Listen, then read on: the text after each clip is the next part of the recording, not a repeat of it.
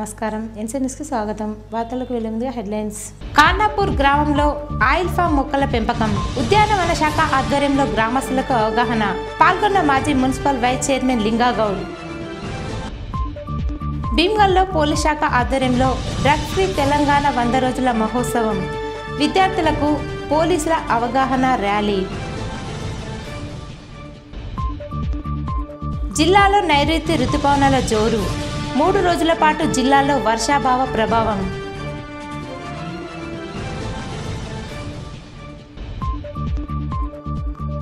సిద్దిలగుట్టపై Siddheshwara pyramid ధ్యాన మహాక్షేత్రంలో నీటి వసతుల ఏర్పాటు.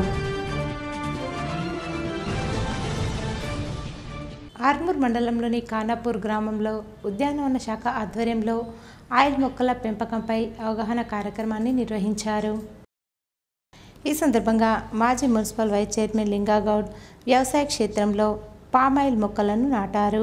ఈ సందర్భంగా ఉద్యానవన శాఖ అధికారి రాజాగౌడ్ మాట్లాడుతూ, తెలంగాణ ప్రభుత్వం ఆయిల్ ఫామ్ సాగును సబ్సిడీలతో ప్రోత్సహిస్తుందని, ఒకసారి పంట నాటితే 4 సంవత్సరాల తర్వాత నిరంతర ఆదాయాన్ని 30 సంవత్సరాల పాటు ఇస్తుందని అన్నారు.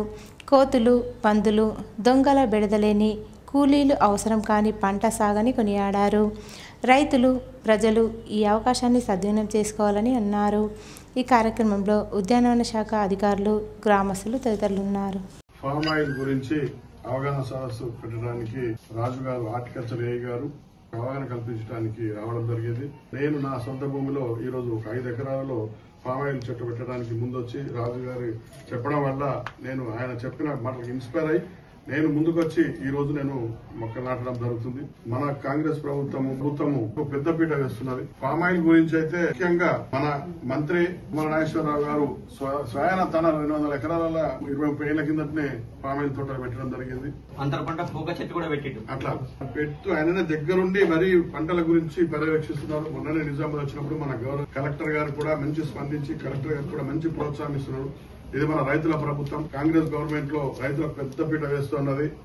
ఏకకాలంలో రుణమాఫీ చేసిన ఏదైనా ప్రభుత్వం ఉందంటే మన కాంగ్రెస్ ప్రభుత్వం. జూన్ నుంచి జూలై నెలలో మాసం మనం ప్రారంభమై నవంబర్ ఎండింగ్ వరకు మనం కాయలు కోస్తూనే ఉంటాం. తర్వాత మనం డిసెంబర్, జనవరి, ఫిబ్రవరిలో ఎందుకు వదులుతామంటే అప్పుడు కొత్త పువ్వు వస్తుంది. కొత్త పువ్వు వచ్చి మళ్ళా కాయలు ఫామ్ అవుతాయి. అంటే ఒక 3 నెలల మధ్యలో మీకు గ్యాప్ ఉంటుంది, 3-4 నెలలు. మళ్ళీ మనకు మీకు జూన్ లో మళ్ళా పంట వస్తుంది. అంటే ఇట్లా రావడం అనేది మీకు కంటిన్యూగా స్టార్ట్ అవుతుంది. కాబట్టి ఇప్పుడు టన్నుకు 19,000 రూపాయలు ఉంది. 4 టన్నులు వచ్చిన 19,38, 19 దగ్గర 70,000 రూపాయలు మీకు ఒక 10 నుంచి ఒక 15,000 రూపాయలు. అంటే గవర్నమెంట్ రైతుకు సన్నపు గింజలకు 500 రూపాయలు ఇస్తుంది, వాస్తవమే. అంటే ఆ స్కీమ్ల కంటే ఇది మీకు లాభదాయకం. ఒక 5 ఎకరాలు ఉన్న రైతు ఒక 2 ఎకరాలు పెట్టుకోవడం అనేది, నేను కూడా ఒక రైతు బిడ్డనే కాబట్టి ఈ ఉత్తమమైన పరిస్థితిలో ఇక గవర్నమెంట్ ఇంత మంచి సహాయం చేస్తుంది. కాబట్టి ఈ స్కీమ్ ని మీరు ఎవరైనా మేము ముందడికేసి పెట్టుకుంటాం సార్ అంటే కూడా మేము దేనికైనా రెడీ ఉన్నాం. తెలంగాణ రాష్ట్ర ప్రభుత్వం చేపట్టిన 100 రోజుల కార్యాచరణ ప్రణాళికలో భాగంగా ఆర్మూర్ పట్టణంలోని 18 మరియు 33వ వార్డులలో మున్సిపల్ ఆధ్వర్యంలో ప్రత్యేక పారిశుద్ధ కార్యక్రమాన్ని నిర్వహించారు.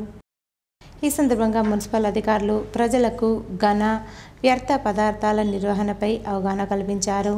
అనంతరం ఇంటింటికి తిరుగుతూ సింగిల్ యూస్ ప్లాస్టిక్ కవర్లను వాడకూడదని, సీజనల్ వ్యాధుల పట్ల జాగ్రత్తగా ఉండాలని సూచించారు. ఈ కార్యక్రమంలో పర్యావరణ engineer Purnamouli, in-charge sanitary inspector Suresh, ward అధికారులు, శానిటరీ జవాన్లు, మెప్మా ఆర్పీలు, మున్సిపల్ సిబ్బంది తదితరులు ఉన్నారు. ఆర్మూర్ పట్టణంలోని ప్రఖ్యాతిగాంచిన నవనాథ సిద్ధులగుట్టపై గల శ్రీ నవనాథ సిద్ధేశ్వర పిరమిడ్ ధ్యాన మహాక్షేత్రంలో భక్తుల సౌకర్యార్థం వాటర్ ట్యాంకును ఏర్పాటు చేశారు. ఈ సందర్భంగా పిఎస్ఎస్ఎం జిల్లా అధ్యక్షుడు సాయి కృష్ణారెడ్డి మాట్లాడుతూ, శ్రీ నవనాథ సిద్ధేశ్వర పిరమిడ్ ధ్యాన మహాక్షేత్రంలో నీటి వసతి కల్పించాలని కాంగ్రెస్ ఇన్ఛార్జ్ వినయ్ కుమార్ రెడ్డి సిద్దిలగుట్ట ఆలయ కమిటీ సభ్యులను కోరగానే స్పందించి నీటి సౌకర్యానికి సహకరించినందుకు కృతజ్ఞతలు తెలిపారు. త్వరలోనే పిరమిడ్ మహాక్షేత్రంలో వంటశాల, డైనింగ్ హాల్, కిచెన్, మూత్రశాలలు నిర్మించడం జరుగుతుందని పేర్కొన్నారు. ఈ కార్యక్రమంలో ప్రచార కార్యదర్శి ఒడ్డెన్న, మాస్టర్లు ప్రశాంత్ రెడ్డి, కృష్ణ, సిద్దిలగుట్ట ఆలయ కమిటీ సభ్యులు జిమ్మి రవి, బట్టు శంకర్ తదితరులున్నారు. సిద్ధేశ్వర పిరమిడ్ వద్దకు వచ్చే ధ్యాన బంధువుల సహాయార్థం కొరకు వారు ఇప్పుడే మనకు కొబ్బరికాయ కొట్టి మరి స్విచ్ ఆన్ చేసి మరి నీటి సౌకర్యాన్ని కల్పించడం జరిగింది. వారికి జిల్లా PSSM తరపున మన పిరమిడ్ ధ్యాన మందిరం తరపున సిద్ధలగుట్ట ఆలయ కమిటీ సభ్యులందరికీ హృదయపూర్వక ధన్యవాదాలు. మరి వారి సహకారంతో హిందూ సంస్కృతి సాంప్రదాయాల్ని కాపాడుతూ సనాతనమైనటువంటి ధర్మాన్ని పరిరక్షిస్తూ సిద్ధలగుట్ట ఆలయం యొక్క ప్రతిష్టను సిద్ధలగుట్ట యొక్క ప్రతిష్టను పెంపొందిస్తూ సిద్ధేశ్వర పిరమిడ్ను అభివృద్ధి చేసుకుందాం. మరి ప్రతిరోజు ఎంతో అద్భుతంగా ఇక్కడ ధ్యానం జరుగుతూ ఉంది. ప్రతిరోజు ఒక గ్రామం నుండి ధ్యాన బంధువులు విచ్చేసి ఉదయం 10 గంటల నుంచి 1 గంట వరకు 3 గంటల ధ్యానం, ఆ తర్వాత స్వాధ్యాయం సజ్జన సాంగత్యం 5 గంటల వరకు జరుగుతుంది. మరి ఇంత గొప్ప కార్యక్రమాన్ని సహకరిస్తున్న ప్రతి ఒక్కరికి ధన్యవాదాలు. సిద్ధలగుట్ట ఆలయ కమిటీ సభ్యుల సహకారంతో మరి త్వరలోనే ఇక్కడ మూత్రశాలలు అదేవిధంగా వంటశాలను కూడా నిర్మించుకుందాం.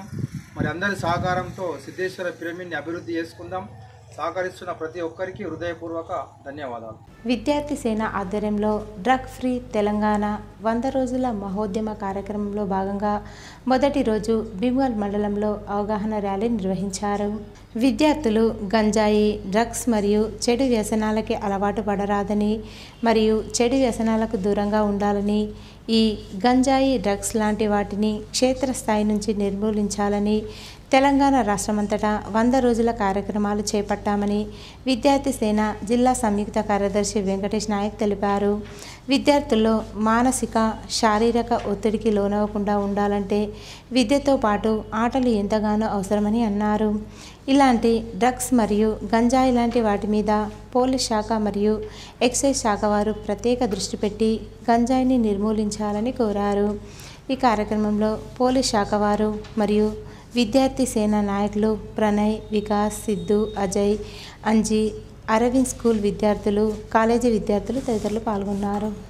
జూలై 9న దేశవ్యాప్త సార్వత్రిక సమ్మెను జయప్రదం చేయాలని trade union centre of India TUCI జిల్లా అధ్యక్షులు ఎం ముత్తెన్న పిలుపునిచ్చారు. సిరికొండ మండలంలోని గడ్కోల్ గ్రామంలో trade union centre of India Nizamabad rural Kamareddy సంయుక్త జిల్లా అధ్యక్షులు ముత్తెన్న పాల్గొని మాట్లాడుతూ కేంద్రంలో బీజేపీ ప్రభుత్వం కార్మిక వ్యతిరేక విధానాలను అవలంబిస్తుందని, కార్మిక వర్గాన్ని బలిచ్చేందుకు తీసుకొచ్చిన 4 లేబర్ కోడ్లను రద్దు చేయాలని డిమాండ్ చేస్తూ 2025 జూలై 9న జరగబోయే దేశవ్యాప్త సమ్మెలో సంఘటిత రంగంలో ఉన్న కార్మికులు అధిక సంఖ్యలో పాల్గొని జయప్రదం చేయాలని అన్నారు. రాష్ట్ర ప్రభుత్వంలో లేబర్ కోడ్ని అమలు చేస్తామని ఆర్భాటంగా ప్రకటించిన ఒక్కటి కూడా అమలు కాలేదన్నారు. దేశంలో అనేక రాష్ట్రాల్లో 4 లేబర్ కోడ్లతో సాగుతూ కార్మిక సంఘాల రిజిస్ట్రేషన్ కఠినతరంగా చేశారు. ఇప్పటికైనా కేంద్ర ప్రభుత్వం 4 లేబర్ కోడ్లను రద్దు చేయాలని, దశాబ్దాల పాటు కార్మిక వర్గం పోరాడి సాధించిన కార్మిక చట్టాలు కాపాడుకోవడానికి కార్మికులు ఐక్యంగా ఉద్యమం చేయాలని వారు పిలుపునిచ్చారు. ఇతర దేశాల్లో ఈ దేశంలో ఉన్నటువంటి అనేక మంది డబ్బులు ఈ దేశాన్ని దోచుకొని వివిధ దేశాలలో దాచబెట్టిండ్రు.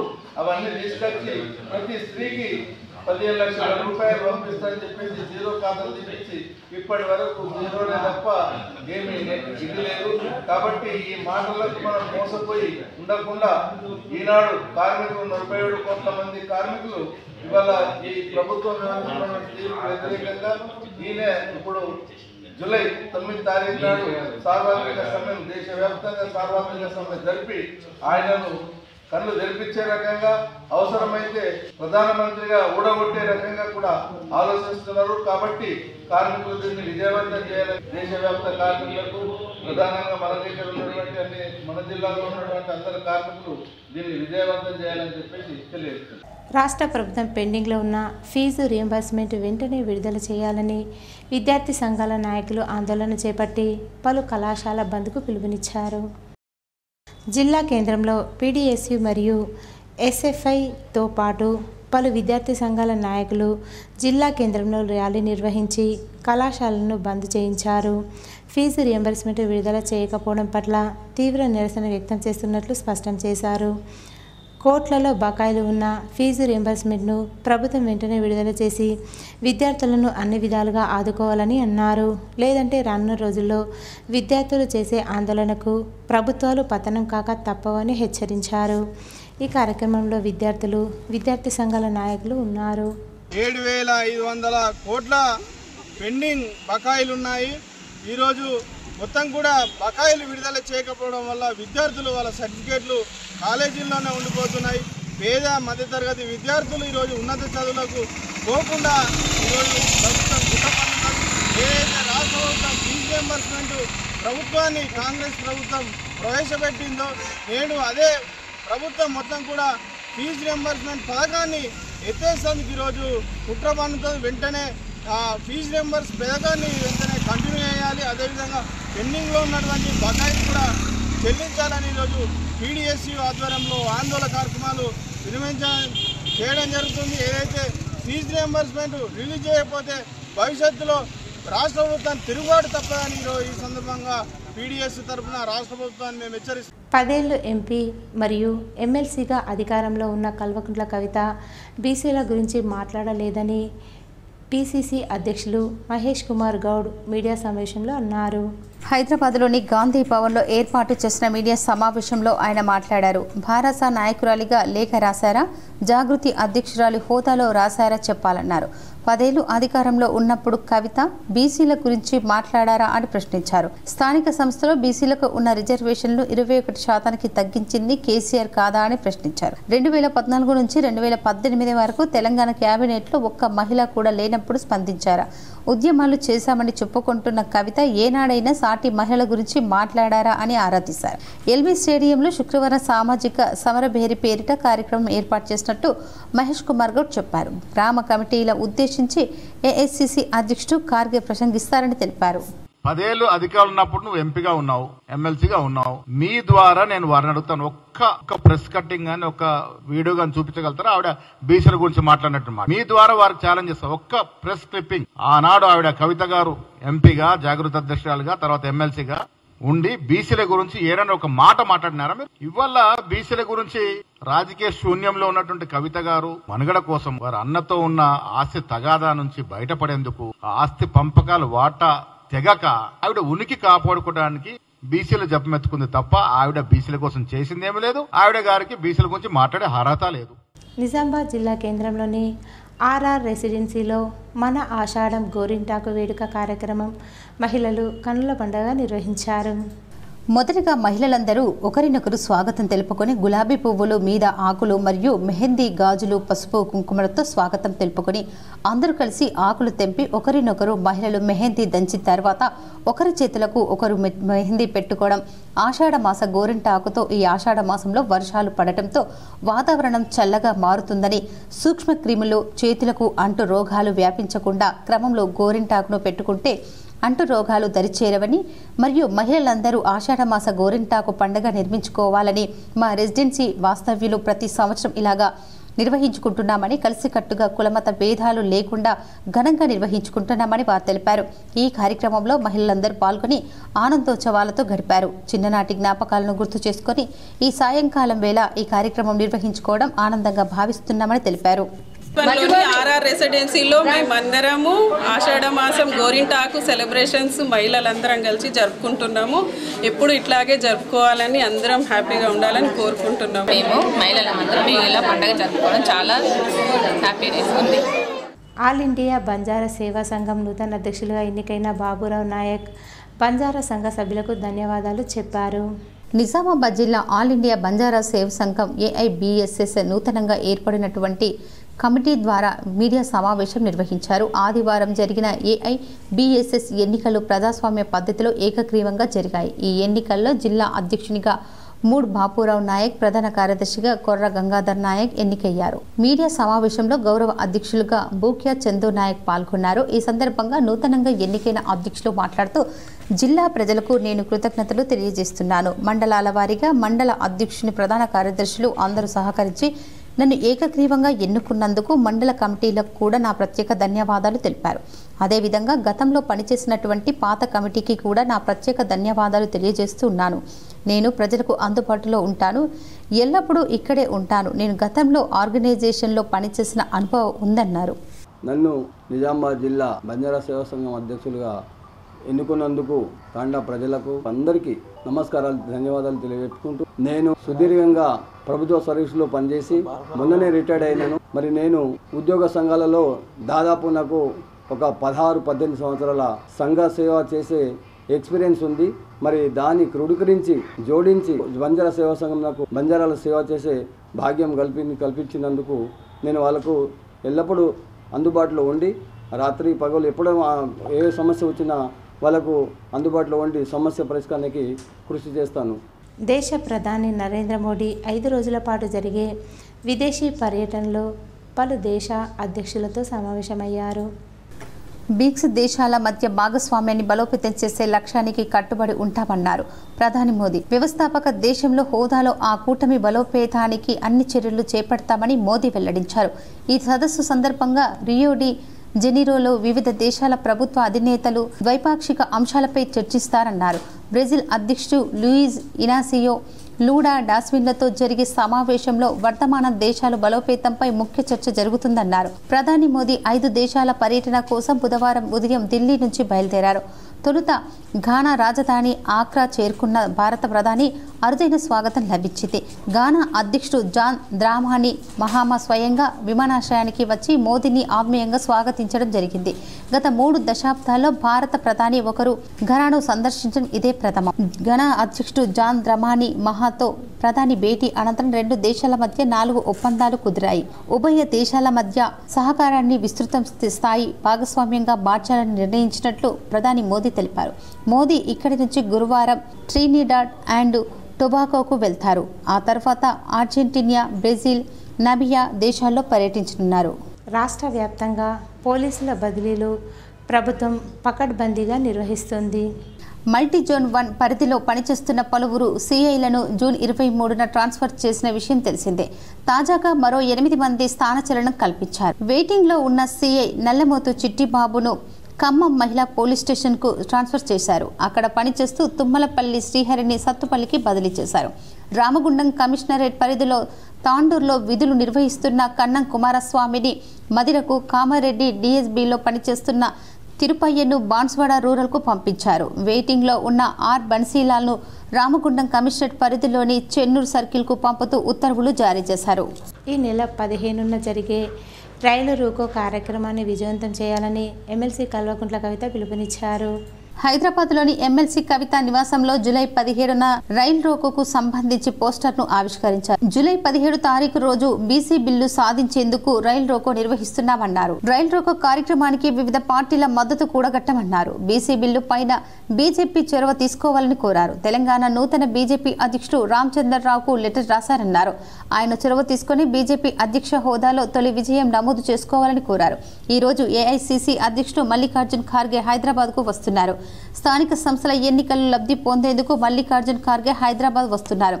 బీసీలకు ఇచ్చిన హామీలు అమలు చేయకుండా స్థానిక సంస్థల ఎన్నికలకు ఎలా వెళ్తారన్నారు.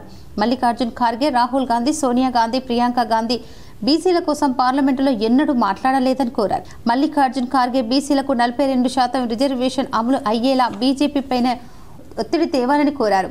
కులగణన వివరాలు బయట పెట్టాలని మేము ప్రభుత్వాన్ని డిమాండ్ చేస్తున్నామన్నారు. పాత లెక్కలే చెప్తున్నారు. గ్రామ పంచాయతీల వారీగా కులగణన వివరాలు బయట పెట్టాలన్నారు. జూలై 17న రైలు రోకో నిర్వహించి తెలంగాణ నుంచి ఢిల్లీ వెళ్లే ప్రతి రైలును ఆపి నిరసన కార్యక్రమం విజయవంతం చేస్తామన్నారు. బీసీ రిజర్వేషన్ బిల్లు సాధించేందుకు బీజేపీ పైన ఒత్తిడి తెస్తామన్నారు. బనకచెర్ల ప్రాజెక్టు విషయంలో కాంగ్రెస్ పార్టీ మెతక వైఖరి కనబరుస్తుందన్నారు. బనకచెర్ల ప్రాజెక్టు పైన ఎమ్మెల్యే అనిరుద్ రెడ్డి కీలక వ్యాఖ్యలు చేశారన్నారు. కొందరి కాంట్రాక్టుల కోసమే బనకచెర్ల ప్రాజెక్టు అంటూ కాంగ్రెస్ పార్టీ ఎమ్మెల్యే అనిరుద్ రెడ్డి మాట్లాడాలన్నారు. రాష్ట్రంలో చంద్రబాబు కోవర్తులు ఉన్నారని కూడా చెప్పారు. ఇకనైనా రేవంత్ రెడ్డి బనకచెర్లను ఆపాలని గట్టిగా కొట్లాడాలన్నారు. రైలు రోకో కార్యక్రమానికి బీఆర్ఎస్ మద్దతు ఉంటుందా అని అడిగిన ప్రశ్నకు కవిత సమాధానం ఇచ్చారు. నేనే బీఆర్ఎస్ పార్టీ, రైలు రోకో బీఆర్ఎస్ సపోర్టు ఉంటుందని చెప్పారు. బిల్లు పాస్ చేయడమే కాదు, మేము ప్రధానమంత్రి గారి దగ్గరికి ఒక అఖిల పక్షాన్ని కూడా తీసుకొని పోతామని గౌరవ ముఖ్యమంత్రి గారు బిల్లు పాస్ అవుతున్న సందర్భంలో చెప్పడం జరిగింది. కానీ ఇంతవరకు దాని మీద కనీసం ఒక్క ముందడుగు కూడా పడలేదు. అఖిల పక్షానికి సంబంధించి ఏ పార్టీలకు ముఖ్యమంత్రి గారు లెటర్ రాయలేదు.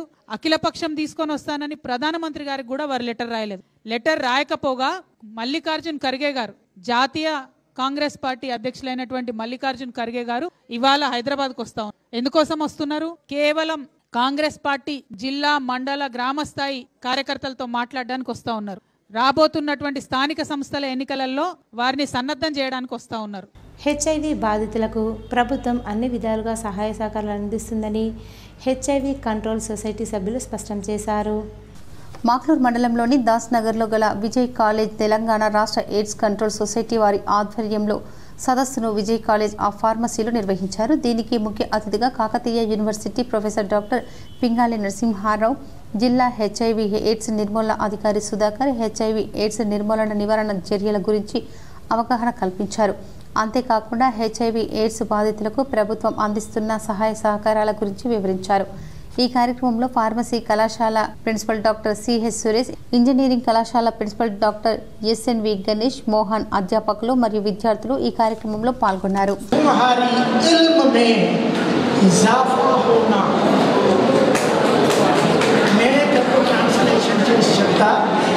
ప్రతిరోజు నీ జీవితంలో కొద్ది గొప్ప పెరుగుతూ ఉండాలి. అది జ్ఞానమా, అది శరీరమా, అది ఆటలా, అది ప్రజ్ఞాపాఠవాలా, అది సాధారణ పరిజ్ఞానమా, అది లక్ష్యం వైపు వేసే దిశలా, ఏదైనా ప్రతిరోజు నీటి మట్టం పెరిగినట్టుగా ఎవరిలోనైతే ఆ నీటి మట్టం పెరుగుతో వాళ్ళు తప్పకుండా ఇటువైపు వస్తారని నేను ఆకాంక్షిస్తున్నాను. మరో 2-3 రోజుల్లో జోరుగా వర్షాభావ ప్రభావం ఉంటుందని వాతావరణ శాఖ స్పష్టం చేసింది. నైరుతి రుతుపవనాల కదలికలు చురుగ్గా ఉండటంతో ప్రస్తుతం వానలకు అనుకూల పరిస్థితులు ఏర్పడ్డాయి. జూలై నెలలో వర్షాలు సాధారణం కంటే అధికంగా కురిసే అవకాశం ఉన్నట్టు భారత వాతావరణ విభాగం వెల్లడించింది. ఈ మేరకు జూలై నెల వర్షాలు అంచనాలకు బుధవారం విడుదల చేసింది. ఈ నెలలో 22.74 సెంటీమీటర్ల సగటు వర్షపాతం నమోదు కావాల్సింది ఉంది.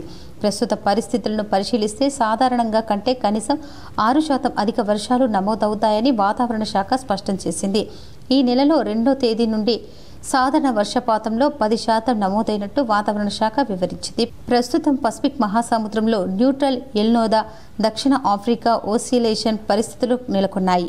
సీజన్ ముగిసే వరకు ఇలాంటి పరిస్థితులే ఉంటాయని వాతావరణ శాఖ తెలిపింది. దీంతో దక్షిణ భారతదేశంలో రాష్ట్రంలో వర్షపాతం తక్కువగా నమోదు కావచ్చని, కానీ తెలంగాణ రాష్ట్రంలో నైరుతి సీజన్ ప్రారంభ నెలలోనే వర్షాలు అధికంగా కురుస్తాయి.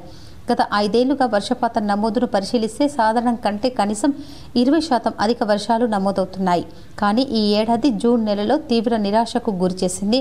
ఈ నెలలో 13.3 సెంటీమీటర్ల సగటు వర్షపాతం నమోదు కావాలి. కానీ నెల ముగిసే వరకు 10.42 సెంటీమీటర్ల వర్షపాతమే నమోదైంది. సాధారణ వర్షపాతం కంటే 20% తక్కువ వర్షాలు కురిశాయి. గత ఏడాది గణాంకాలను పరిశీలిస్తే 15.90 సెంటీమీటర్ల వర్షం కురిసింది. ఈరోజు వార్తల్లోని హెడ్లైన్స్ మరోసారి. ఖానాపూర్ గ్రామంలో ఆయిల్ ఫామ్ మొక్కల పెంపకం, ఉద్యానవన శాఖ ఆధ్వర్యంలో గ్రామస్తులకు అవగాహన. పాల్గొన్న మాజీ మున్సిపల్ వైస్ చైర్మన్ లింగాగౌడ్. భీమ్గల్లో పోలీస్ శాఖ ఆధ్వర్యంలో డ్రగ్ ఫ్రీ తెలంగాణ 100 రోజుల మహోత్సవం, విద్యార్థులకు పోలీసుల అవగాహన ర్యాలీ. జిల్లాలో నైరుతి రుతుపవనాల జోరు, 3 రోజుల పాటు జిల్లాలో వర్షాభావ ప్రభావం.